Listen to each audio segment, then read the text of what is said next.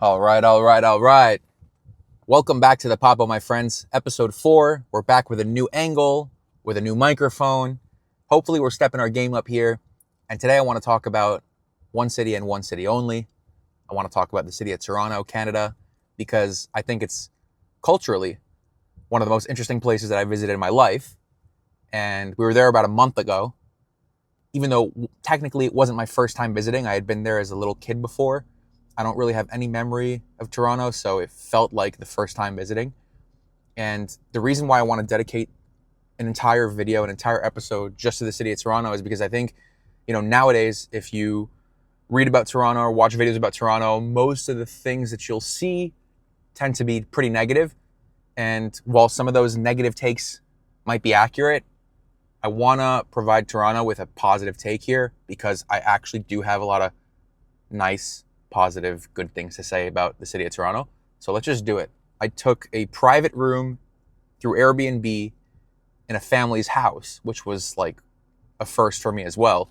In the past decade of traveling, staying at hostels, staying at Airbnbs, I never done the private room in someone's house while they were actually there. So that was, gonna be weird, but it ended up being one of the most amazing experiences. That was when I stayed with the Korean couple. They hosted me, they made me breakfast. It was great. Like, I got this whole cultural experience out of it. So that was, I think, one of the things that really gave me a nice welcome to downtown Toronto. And then while I was exploring, I was exposed to all these different cultures that, again, it's not necessarily that we don't have those cultures in the US, because we do. It's just that in the US, it feels more spread out, at least here in Florida. And the way that everyone comes together in Toronto from all over the world, it's pretty amazing. Like, you got more public transportation because it's Canada. So I feel like people are just naturally crossing paths with each other more. So it's like, here in South Florida, you can live a whole lifetime without even realizing that there's like a whole community from another part of the world that you didn't know. And they live here. They lived here the whole time. You don't even realize them because, like, you're living your individualistic Florida life. You can actually live in Florida minding your own business and not being aware of anyone else's existence. That's like a reality that that I was born and raised in. So that can also be a positive thing for many people. Like, there are people who want to live their life that way and just be like, all right, leave me alone. I want to live my life with my family, with my community, do your thing. But Canada's not really like that. You can't really do that because cities in Canada, they're insanely populated because, like, apparently, Canada's not, if you look at the country, it's massive. If you look at a map of Canada, it's a massive country land-wise, but the places that people live are kind of few, right? So it's like everyone kind of flocks to the big cities to get jobs, and especially people who move from other countries. Like, where do you think they're going? You think they're going to, out in the middle of nowhere? Not necessarily. They're going to the big cities, Montreal, Toronto, Vancouver. So that's what I found interesting. Now, that is also where some of the negative comes in. Like, a lot of people will say Toronto is too populated now. The whole infrastructure and the public transport system can't handle it. And those things might be true. So again, there are other videos you can watch on those issues. I just want to talk about the positive. I want to talk about how cool it is that everyone's able to cross paths with each other, interact, eat at each other's restaurants. Like, Toronto's truly amazing. You'll be walking down the street, downtown Toronto. You're in like the business district. All of a sudden you hit Chinatown, then you hit Koreatown, then like a stone's throw away, there's a whole Portuguese neighborhood. Then there's the Brazilians. Then all of a sudden you find Mexican, Colombian restaurant. Like, it's just everything is there. And it's so cool. And for someone who likes to travel, try foods from all over the world, learn languages from all over the world, like, Toronto is a cool place to be, especially if you don't have to live there, right? Like, I'm saying this as someone, this is a disclaimer, I'm saying all of this as someone who went for a few days and left. So obviously I'm able to look at the positive, right? But for those people who live there, I spoke to a lot of people. They were kind of giving me the negatives and, Toronto's changing and it's for the worse. But again, I still think Toronto has the potential to be, one of the best cities in North America. It's got like that North American, US kind of vibe because people are speaking English and, people are going to work. It's kind of like, people are there to make money.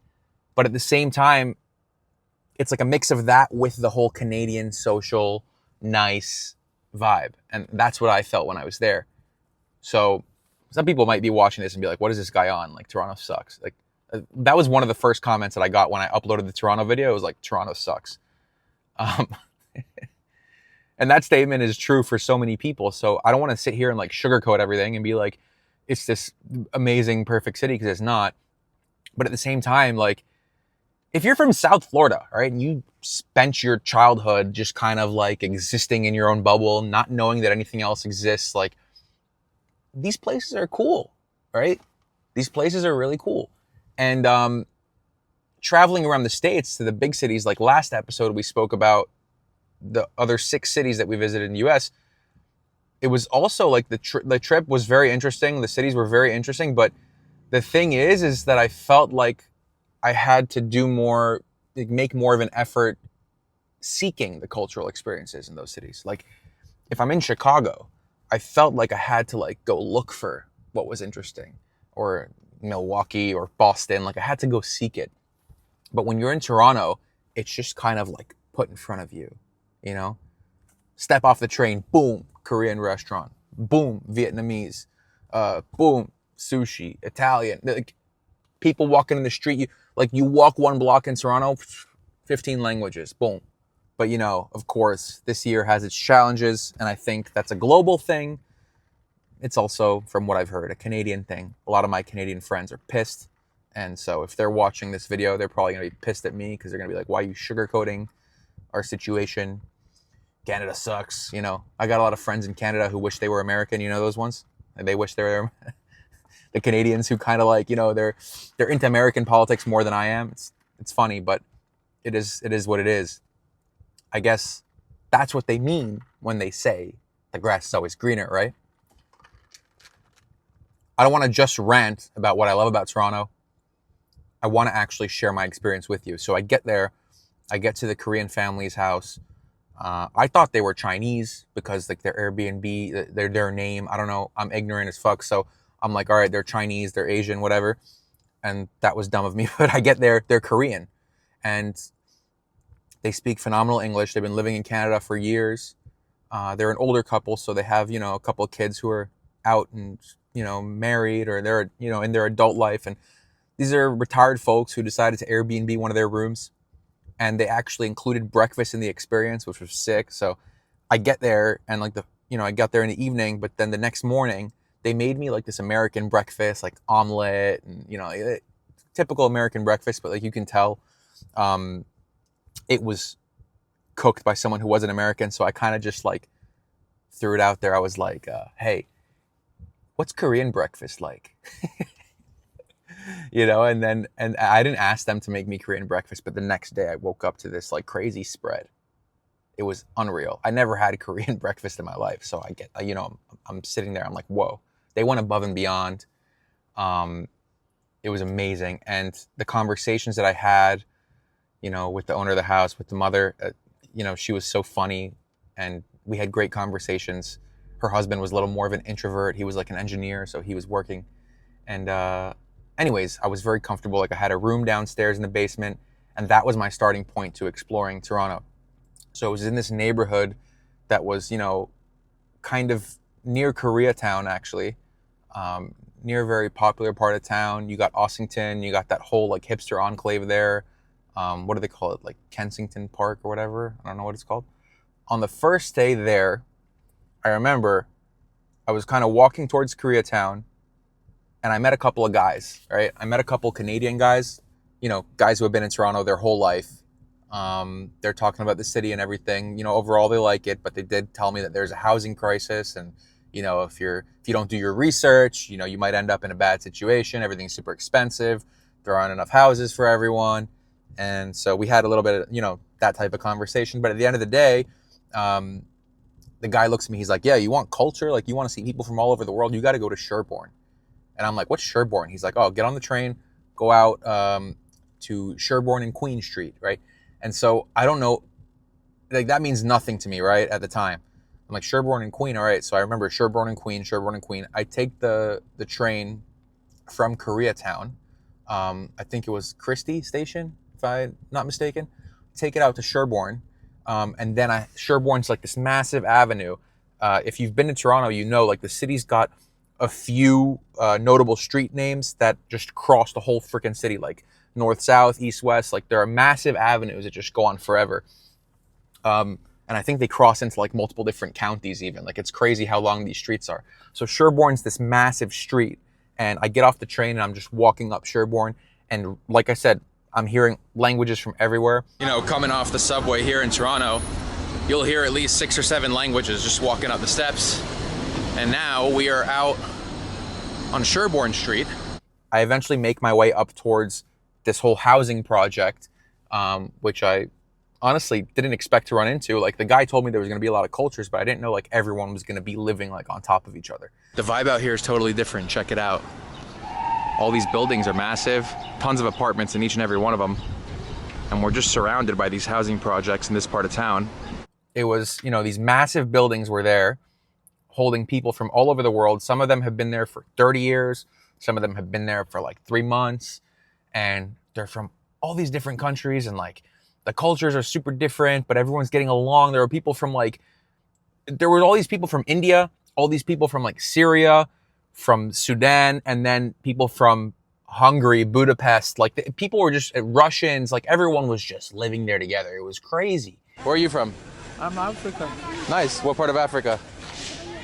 This Sudan. From India. It's been a year that I've moved here. You live here? Yeah. Where are you from? It's a secret. And I saw it in a very positive light because everyone was just vibing together. They had this hole-in-the-wall cafe serving out chicken biryani and food from all over these other countries. Like, it was like $6 too. Like, I paid almost nothing for it. Tons of food, delicious. Befriended this Indian guy who had just moved there recently from India. He's giving me his whole positive experience moving to Canada and how he loves it. You know, he was also talking about how a lot of his friends who moved to Canada, they go to like the Indian bubbles and they just stay with Indian communities. A lot of my friends, they come and want to move into communities where Indians are. So then what's the point of moving and then coming to a new place where again you want to live with the Indians around you, right? So similarly, that's why we chose this place. You can definitely see the difference here. So many ethnicities, so many people. But he wanted a different experience, so he's living out there in those big buildings off of Sherborne. The guy Adam from Sudan, his name was also Adam. He was very nice. He was retired. He had been there for over 30 years, so he saw massive changes in the city of Toronto. When we came here, there are no buildings like this. Really? Look, And when did that change? When did they start building them? from 1992 up to today. And he shared his story with me a little bit. It was really cool. So I continue, well, I'm having my lunch, right? I got the chicken biryani. I'm having my lunch. And then this guy out of nowhere comes, and I hear him shouting from a distance, you know, telling all these people, hey guys, we're going to be right behind the building over there, handing out some fresh vegetables and fruits, and we'll be there for the next hour. You can come collect them. Sir, in case you're interested right now, just behind the pool, we're giving out a bunch of free fresh vegetables, cucumbers, oranges, peppers, just right behind the pool right now if you're interested, okay? And I'm like, oh, this is so nice. Like, apart from having this community, there's this guy who's there to help them.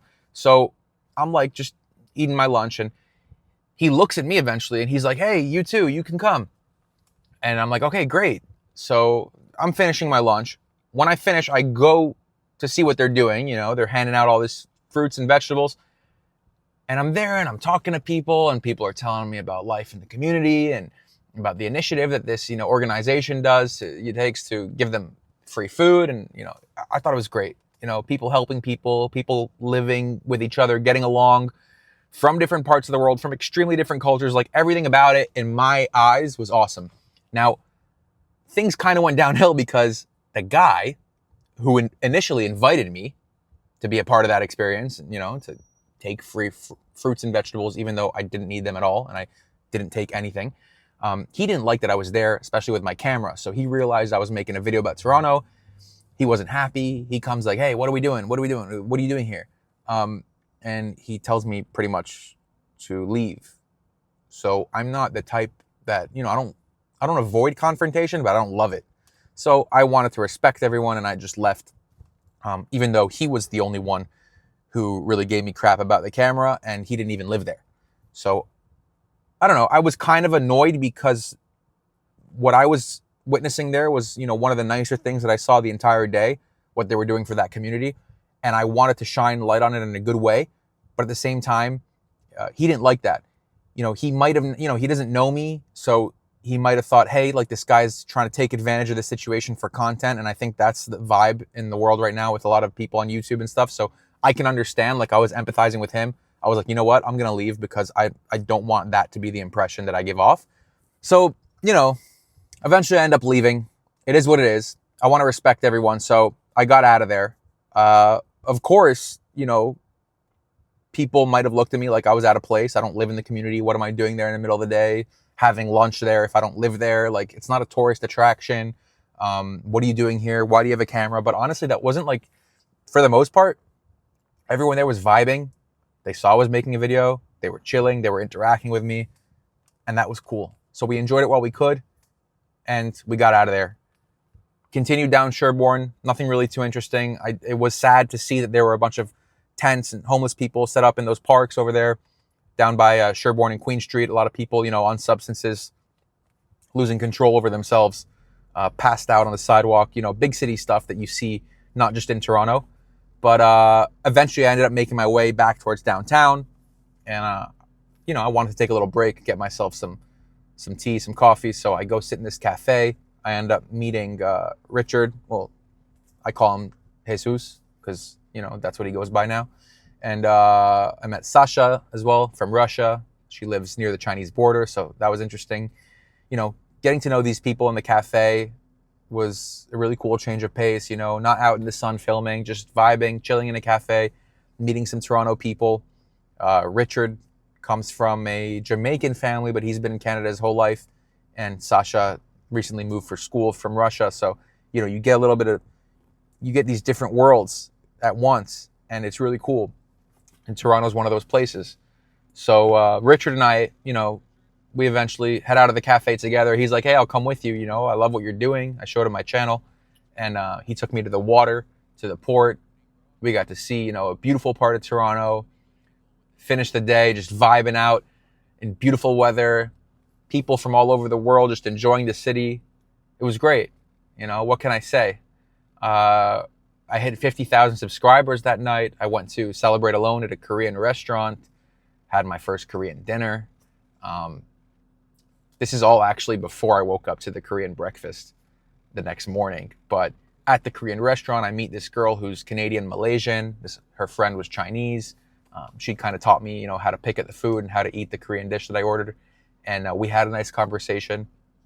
We spoke about dating, actually, because they were having this conversation about, like matching with guys on dating apps and guys approaching them in real life. And they were just talking about interesting stuff that, I'm nosy. I like to eavesdrop. So I joined their conversation. I learned a lot, about the evolution of the male-female dynamic dating in 2024 and in Canada as well. But anyways, like, what can I say, guys? Going to different cities, having conversations with people, you learn a lot about other people's lives that aren't your own. Get exposed to things that you don't know. For me, it's usually a fun experience. There are some negatives, but it's usually more interesting than not. And usually I learn a lot that, I'm thankful. I don't know. I feel like it makes my life better. I think it does. It makes it more exciting. Definitely more interesting, I don't know if having a better life, like, I don't know how we really measure that. Like, when is your life really good, right? When is your life perfect? Never, right? So I think as long as things stay interesting, that, in my opinion, is a better life. If things are interesting, if I'm intrigued, if I'm looking forward to something, if I'm learning something new, that is a better life. So Toronto is one of those places. It's like a platform. It's a city, but it's a platform for you to do all those things. Learn a new language, meet new people. Like I said, the social vibe. It's awesome. And I think Montreal is a better city. That's a whole different conversation, why I think Montreal is a better city. But Toronto, just, bigger, crazier, full of people. So if you like that chaos and, more of a melting pot, that's your place. But anyways, where are we? So I finish the night at that Korean restaurant. I go home, get some sleep, wake up that also, like that experience staying at the Korean family's house, just made me so curious to go and visit South Korea. And South Korea was never really on my list of places to visit, but having these interactions, having these experiences, sleeping in someone's house, eating their food, hearing their stories from their country, it's like, wow, now I'm interested all of a sudden. You know, it's crazy how it works. Like one thing kind of leads to the next. So in all these experiences that we have, especially here in North America in these big cities, being able to meet people from everywhere, it's fun because that's where you start to get your inspiration to go out and travel and see all these places. Now, if you don't get to meet these people, you probably, you don't really care. Like there's a lot of people that I know in the US who just, they like to stay in their corner, they like to stay in their lane. They don't really want to change too much about their life. And I think that's a blessing in itself. But I think what these big cities are made for is, one, to create opportunity for people, but two, to also allow people to, I don't know, like to do things together. This is how the countries connect. This is how the universe, this is how we all connect. We got to meet up in these big cities in order to strengthen those connections, right? Otherwise, if you're just living out in Mexico and you're living out in Korea, how are y'all going to meet? You go to a city like Toronto, start doing business together, start a friendship, start a relationship, go visit each other. That's when things get interesting, So that's why I appreciate these big cities, New York, Toronto, even like Amsterdam, London, I haven't even been to. So that is a must. I got to eventually go to London. But where am I going with this, guys? I don't know. The next day was pretty chill. I went to Niagara Falls with my cousin Benji. Yo. Welcome back to town, eh? He's like my second cousin. He's my mom's first cousin. We went to Niagara Falls.